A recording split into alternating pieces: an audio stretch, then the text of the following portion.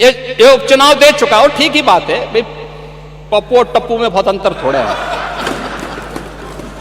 नाम का असर होता है। चच्चू ने वैसे थोड़ा नाम रखा है, तो ठीक है चच्चू भी शांत हैं, लेकिन समय आने पे अपना ओस दिखाएंगे। महोदय, मैं विनम्रता से कहूंगा कि महाकुंभ पे राजनीति न करें, अपनी बात को रखें शालीनता के साथ, मर्यादा के साथ। लेकिन जो लोग जीवित हैं, अपने परिवार के साथ मिल रहे हैं, उनको मृतक मत बताइए। और पांडे जी, आप तो इतने बुजुर्ग हैं, इतने वरिष्ठ हैं, हमारे यहां तीर्थ यात्राएं होती थी, लोग जाते थे, बड़े श्रद्धा के साथ जाते थे, हमारी आस्था है, कैसे आप इसको रोक सकते हैं? लेकिन उनको बदनाम मत करिए, उनकी श्रद्धा के साथ खिलवाड़ मत करिए। मैं तो तेलंगाना का भी उदाहरण आपको दे दिया, उत्तर प्रदेश का मैंने दिया, गोरखपुर का मैंने दिया, प्रयागराज का मैंने दिया। और जो लोग प्रयागराज में भगदड़ के शिकार हुए हैं या फिर विभिन्न रोड एक्सीडेंट के शिकार हुए हैं, सरकार की पूरी संवेदना है, सरकार उनके साथ खड़ी होगी। और इन सभी घटनाओं की जांच करने के लिए इसीलिए सरकार ने एक जुडिशियल कमीशन का गठन भी किया है। जुडिशियल कमीशन अपना काम कर रहा है, तथ्य भी मांगेगा, जानकारी भी मांगेगा, हर एक स्तर की जानकारी लेगा। और मैं इस सदन को इस बात के लिए आश्वस्त करना चाहूंगा, इस बात के लिए आश्वस्त करूंगा कि प्रयागराज भगदड़ का कोई गुनाहगार होगा तो बख्शा भी नहीं जाएगा। कोई भी होगा, कहीं भी छुपा होगा, किसी भी स्तर पर होगा, और कितना भी बड़ा क्यों ना हो, वह किसी भी स्थिति में बचेगा नहीं। ये मैं आप लोगों को आश्वस्त करता हूं, पूरे सदन को आश्वस्त करता हूं। लेकिन मैं आपसे इस बात में विनम्र अपील भी करूंगा, आयोजन किसी पार्टी का, किसी सरकार का नहीं है। सरकार ने अपनी जिम्मेदारियों का निर्वहन किया है, प्रशासन अपनी जिम्मेदारियों का निर्वहन कर रहा है। यह आयोजन समाज का है, भारत का है, सनातन धर्म का है। और सनातन धर्म को और भारत को कृपया अपने राजनीतिक स्वार्थ के लिए बदनाम मत करिए। आप यहां भी सहयोग करने वाले हैं अभी।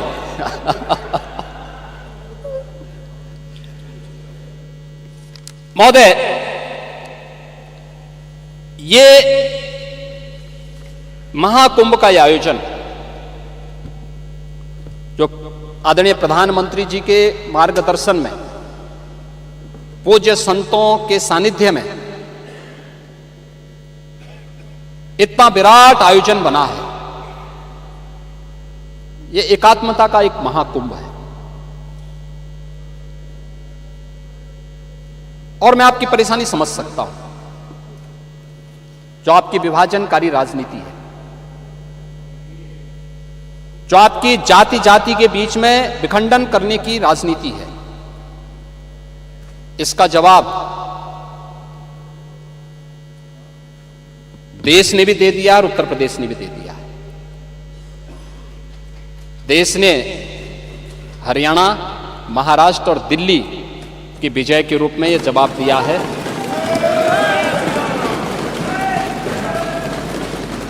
और उत्तर प्रदेश ने मीरापुर, गाजीपुर, कुंदरकी, खैर, फूलपुर, मजवा, मिल्कीपुर और कटहरी के माध्यम से इसका जवाब दिया है।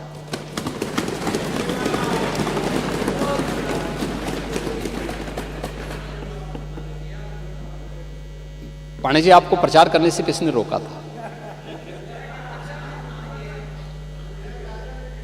आप मुझे बताइए, यानी आप करहल जीत जाएं तो आपकी विजय, और अगर भाजपा कुंदरकी और कटहरी जीत रही है तो आप इसको स्वीकार करने को तैयार नहीं, यानी भारत के संवैधानिक व्यवस्था में आपका विश्वास नहीं। आप जनता का उपहास उड़ा रहे हैं, जो जनता जनार्दन वोट देने जा रही है उसका उपहास उड़ा रहे हैं, उसका अपमान कर रहे हैं। ये कहां की शोभा है? यानी ये, अरे अब देखिए विषय आया था इसलिए मैं कह रहा हूं, क्योंकि चच्चू ने बात कह दी कि आगे तिथि बढ़ा दिया जाए, तो मैंने कहा बढ़ाने का वो हमारे ऊपर नहीं है, ये शास्त्रों की परंपरा है, शास्त्रीय गणना, शास्त्रीय पद्धति ज्योतिषी गणना के अनुसार ही होगी। और ये पौष पूर्णिमा से शिवरात्रि महाशिवरात्रि के बीच में होना है, तो उन्हीं तिथियों में होना है। वैसे चच्चू कहीं भी जाके स्नान कर सकते हैं, कोई समस्या नहीं, उनके लिए सुविधा रहेगी और प्रयागराज में पूरी सुविधा हम लोग देंगे महोदय। लेकिन एकात्मता का संदेश देने वाला महाकुंभ है। पूरे आयोजन को हम लोगों ने उस रूप में जोड़ा है और जो यहां पर चर्चा हो रही थी, एक जो भाव देखने को मिला है एकात्मता का भाव, उस एकात्मता के भाव ने तो हम सबको और दुनिया को जरूर इस एकता के उस सूत्र में जोड़ने का कार्य तो किया। डिजिटल कुंभ पे भी प्रश्न खड़ा हो रहे थे और महोदय मैं इसके बारे में भी आपसे चर्चा करनी, इसके बारे में मैं सदन का ध्यान आकर्षित करना चाहूंगा कि दुष्प्रचार की अपनी एक सीमा होती है, दुष्प्रचार की अपनी एक सीमा होती है। और कितना दुष्प्रचार हमारे विपक्ष के मित्रगण करेंगे। मैं देख के भौचक हूं कि कैसे ये लोग पूरी व्यवस्था को झुठलाने का काम कर रहे थे और किस प्रकार की व्यवस्था पैदा करने का काम कर रहे थे।